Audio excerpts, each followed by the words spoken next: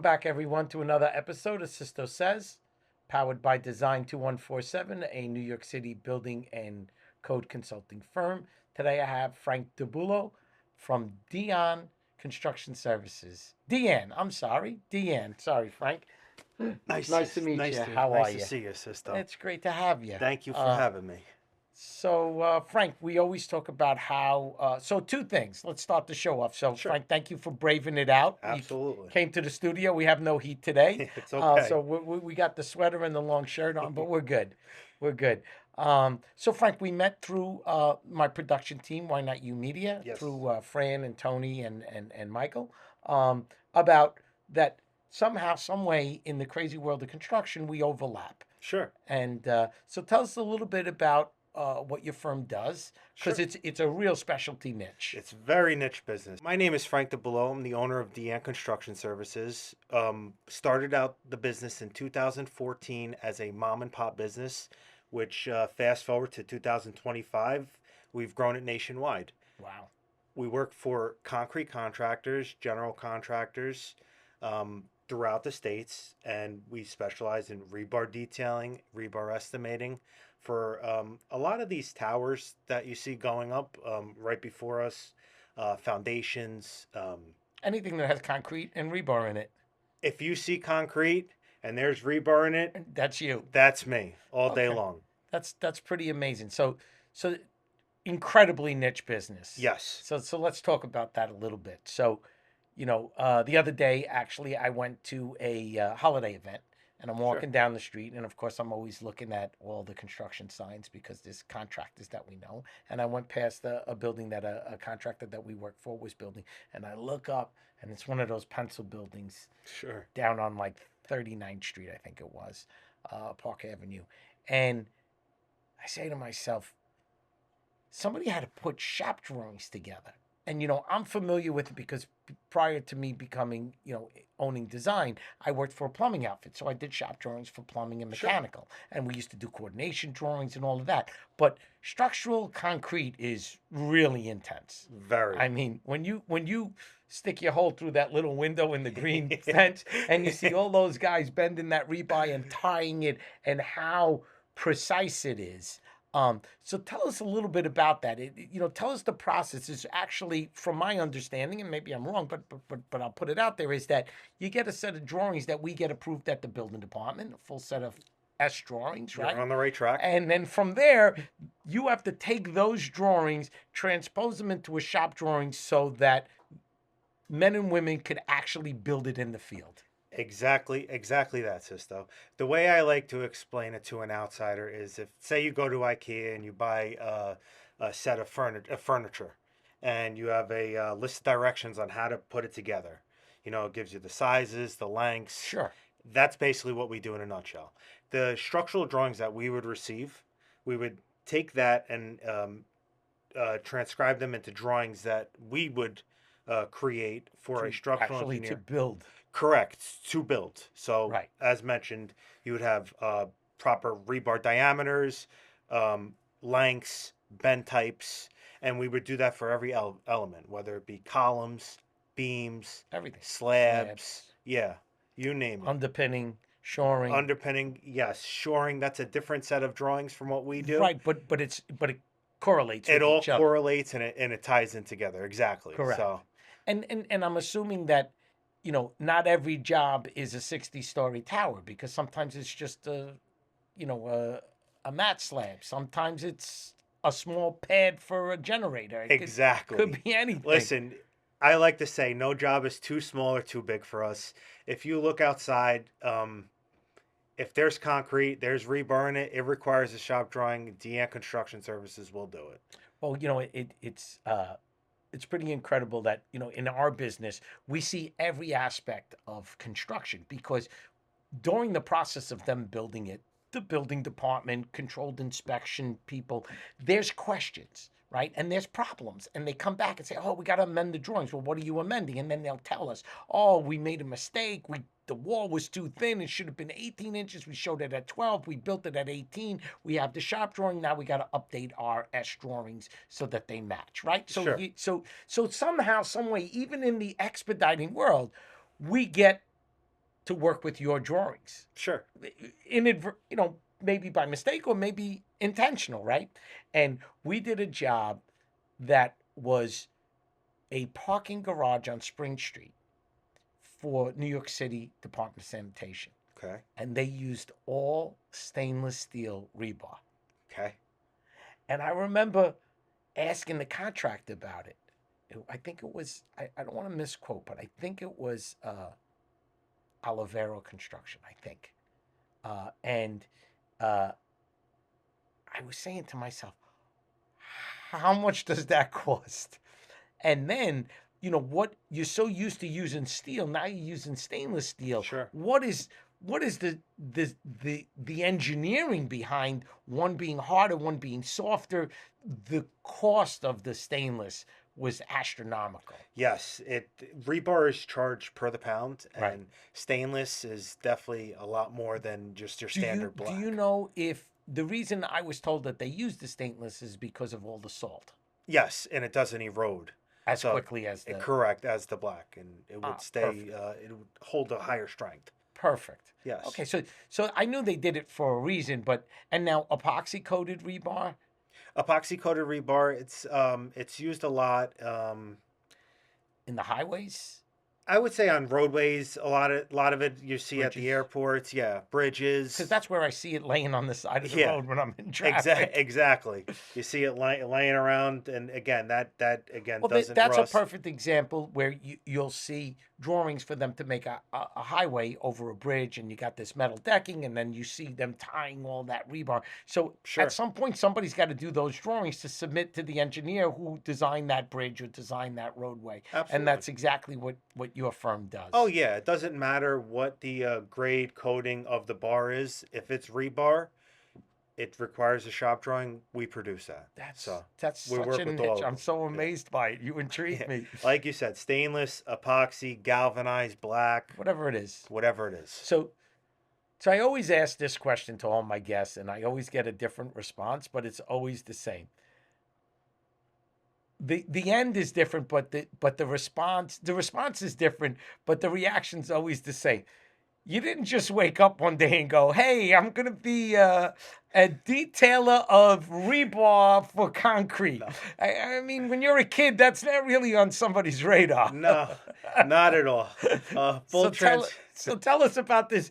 Tell us where you were and how you got there, because to me, Sure. I love that part of it. Absolutely. If full transparency, I didn't know what rebar was until the early 2000s. I knew what concrete was, but I never put any thought into what goes into concrete, how it strengthens the Right. concrete. So I started out my career 2007. Quite honestly, I was a check delivery boy for a successful concrete company, and In Westchester. in Westchester County, yes. And I started, as I mentioned, check delivery boy, delivering materials, checks to job sites. And, one day my boss had said, Frank, I don't really need you in the field anymore. I need you to learn the engineering side of things. And that's where I went into the office and owned in on the craft. I spent about 7 years there learning the business. And come 2014, I went and opened up my own business, Good for you. doing the shop drawings. Yeah, I was seeing, that was my path too. Yeah, Very similar. sure. That, worked for somebody, and then graduated college, and I went to them and I said, look, I want to be, I want to be a partner. I don't want to just work here. I said, I got my whole life ahead of me. I think I'm an asset. And they said, well, we're a family-owned business, blah, blah, blah.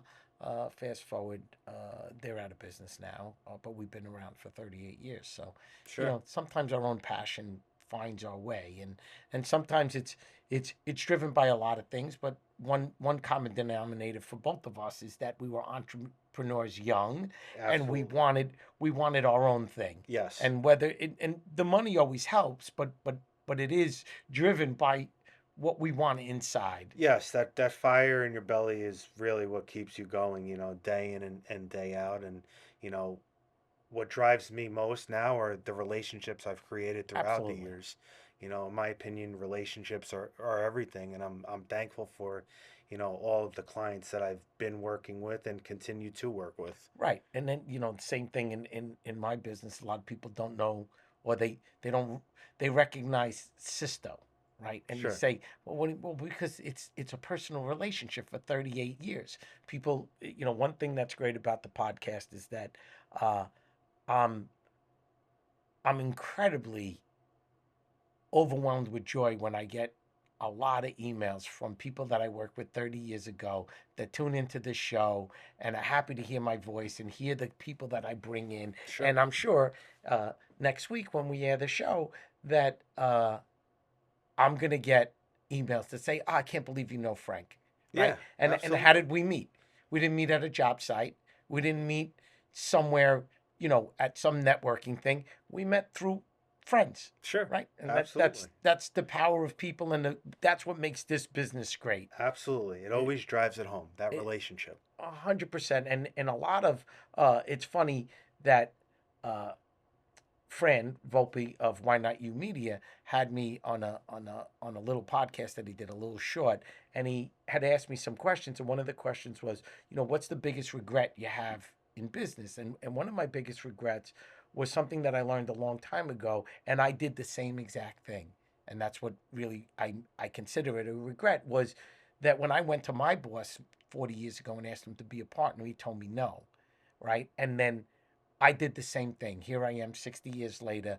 I definitely should have had a young man like yourself at the time, or a young person like myself, and had brought him into this business so that they would be along for the ride. Sure. And now I look back and there's a lot of similar stories of mine like yours, where you went to your boss and said, look, I got more to offer.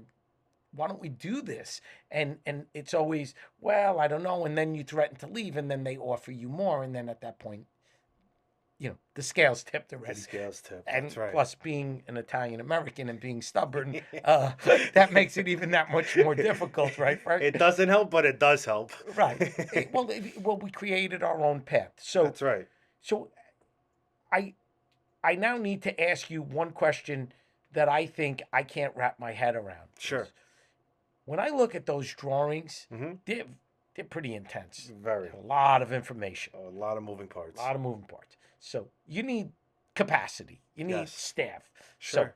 these days, there's staff everywhere in the world. Yep. It's not, hey, I got 3 draftsmen sitting at a wooden desk somewhere. We got a computer somewhere around the world taking our information, whatever language it's in, or however we choose to look at it. Sure. Your job is to take it, translate it into a set of instruction manual, Correct. right? So how do you do it? How do you get 10 jobs at once, and all of a sudden you got a million moving parts, and people are looking to start construction in 6 months, and you got to put these shop drawings together? You have a very strong back office.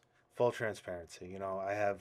I work with, I've developed a lot of relationships throughout the years, working overseas. Oh, okay. And I'm up towards close to 1,000 employees right now, who work on the shop drawings themselves. And they work on it by project. So if you say to them, Yes. okay, I got 7,000 tons of concrete. Yes. Here's the drawings. By project, by client. Got it. I like to, because every client has different means and methods and ways of doing things. Right. So I like them to be familiarized with who they're working So with. client, because the Client. relationship. Project manager, detailer. Gotcha. Because I do have project managers here who act as the liaison. Right, because they're the people keeping everybody pointed Correct. north. Correct. They're the compass. Absolutely. And they have to always be on point and on top of their game, no matter the situation. So, And what's interesting about it is, so now you take this set of instruction manual, yep. you put it all together, Hmm. you submit it to the engineer. Mhm. Engineer then goes through all your stuff and says, "Oh, I didn't really mean that." Well, no, that's what your drawing shows. So you're kind of a checks and balances also for them Yes. in a Yes. lot of ways, because if they make a typo, you follow what he said, but then you go, "Hey, by the way, I don't think you really meant that. You showed number 8's here. Why'd you go to number 18's here? Something's off, right? Sure. You made a mistake, right?" Yes. So they use they have their intent of the design, you make your shop drawings, and you now really partner with them.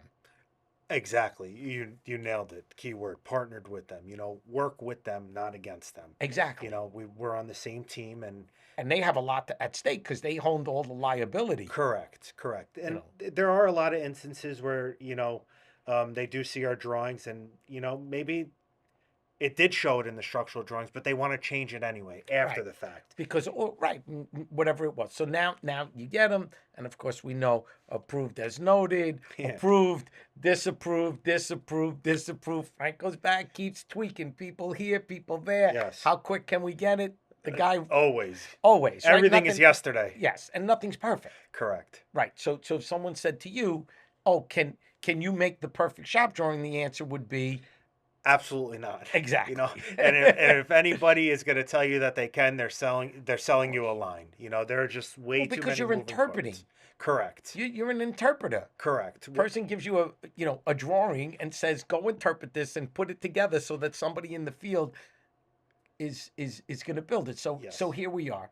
Yes. So today in New York City, Yep. it's 27 degrees with about a 20-mile-an-hour wind. Oh yeah. It's quite chilly, Get as those I concrete stated, blankets and out. our boiler's not working here at the Yes. studio. But there's men and women today with their overalls on and Oh yeah. a lot of warm clothes, and they're ready. They're looking at your shop drawings. Mm-hmm. They're tying rebar and they're Yes. getting ready. And then the floor below, there's probably somebody pouring the concrete. Yes. So tell us a little bit about, do your drawings go into the in depths of if the temperature is below and the concrete is supposed to be 3,500 psi? What are they doing? The means and methods of all of that. So my drawings, the reinforcement doesn't tie hand in hand with the concrete itself. What I do know is cold weather procedure when Right. it does get cold below freezing. It's a beast within itself. Oh, You have it's to, just even just touching the steel all day long. It's yeah. freezing. Oh, it's freezing. It's Yeah. and you're doing things with your hands and you're tying and you're on. Absolutely. It's So you do have to, blanket the concrete once it's poured. Um, you have to add mixtures into the concrete mix itself, so it's a procedure within itself. right. But yet in New York City they don't stop. They don't unless stop. unless it's really it's No, it's almost doesn't matter. stopping is not in New York City's vocabulary. No.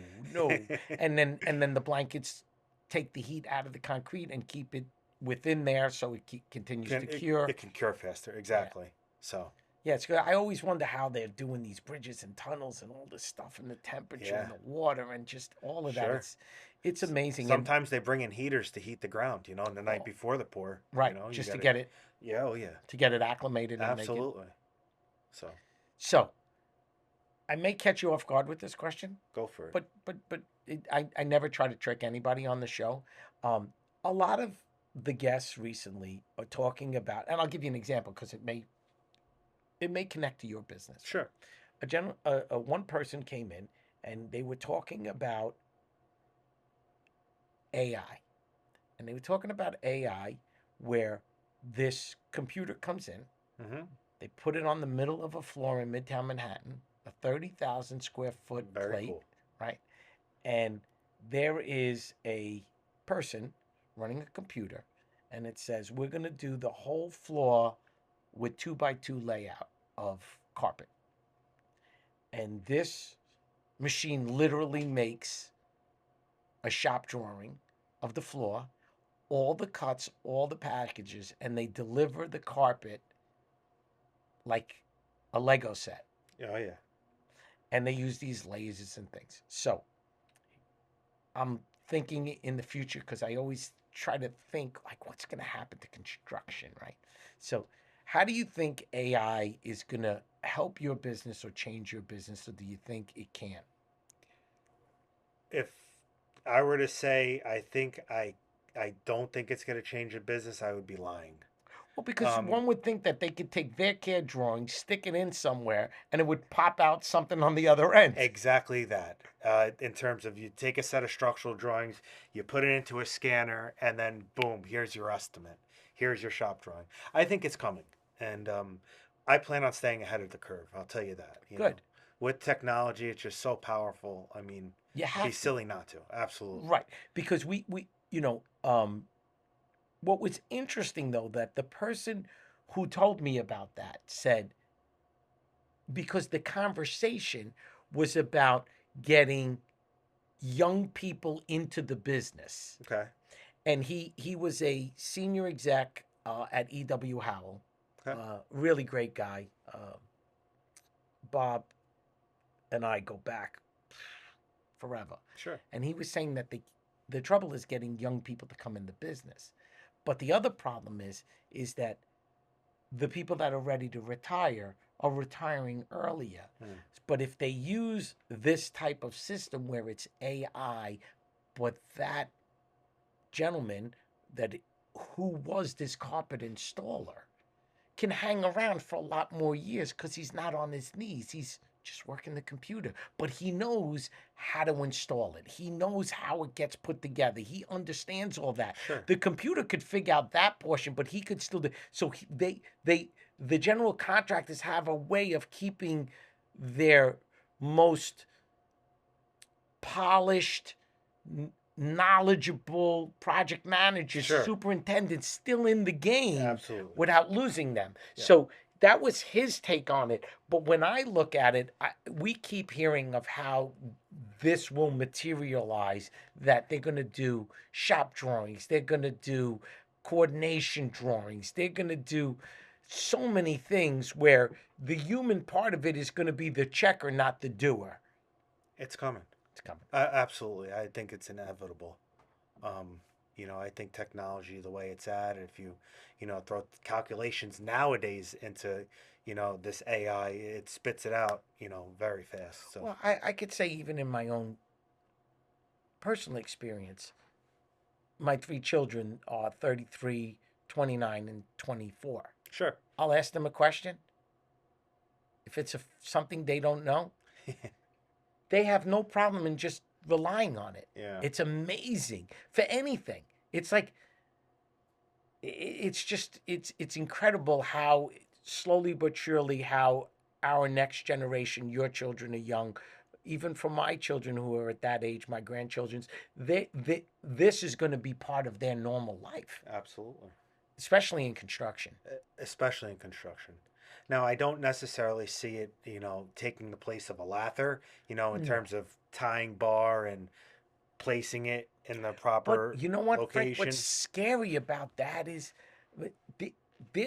there are robots right now that can go around a building and put up sheetrock.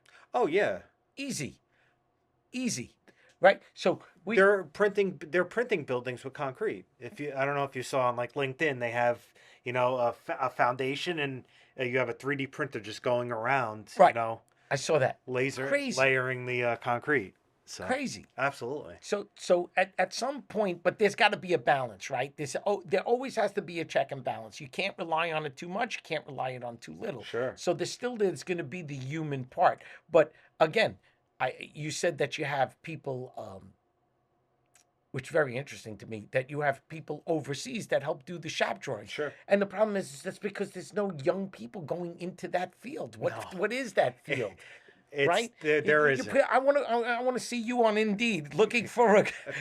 Come 2015, I prided myself. I tried my best. All American detailers. I had an office of 15 drafters, detailers, and slowly but surely, they trickled away. And I came to a crossroad. I think 2017, 18, where it's either we shut our doors or we kind of pivot. Have to reposition. And that's Reshuffle. exactly what we did. Yeah, without a doubt. So Since we segued it into AI, yeah, kind of a topic that we didn't really talk about, but I think in your field it's a big topic. sure. So my good friend Andrew Peters, he's been on the show several times, and he's an estimator, construction estimator. Actually, a great guy for me to introduce you to. Cool. You'd really like him. He's a Thank very you. smart guy. His job is when people come to him and say, I want to build this, how much is it going to cost? And he goes, well, you have drawings, Jamie? He says, no, I have nothing. He has to give them an estimate because they're either going to a bank or they're going to fundraise or whatever they might do. Yeah. And he always says that the rearview mirror is this big, but the windshield is this big. He's got to look forward. He uses history, but he's got to look forward. So at the end of every show, we kind of ask, I always ask a guest, so where do you think the world of concrete is going? Because, steel is very popular. Concrete's really at an all-time high right now, in my opinion.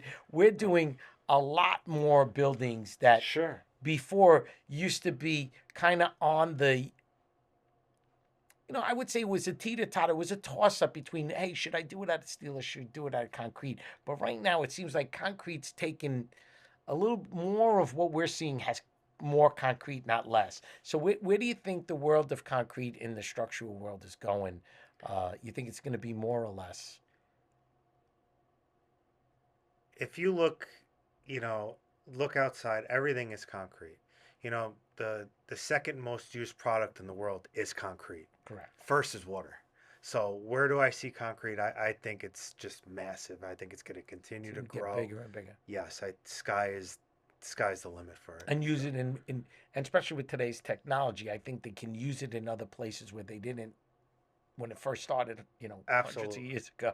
Absolutely. That So, there'll be different ways to use the product that maybe we didn't even think of using it before, but it seems that we're using it sure. more and more. And like I said, you you can't go anywhere in Manhattan without concrete trucks just zipping around. Concrete jungle. It is, and there's so many plants that are opening, Oh my new gosh. people coming into the business. I mean, I was in upstate New York. I was in Middletown, New York last week, and I saw Gotham's mix his trucks up there. I never seen them up there. Yeah.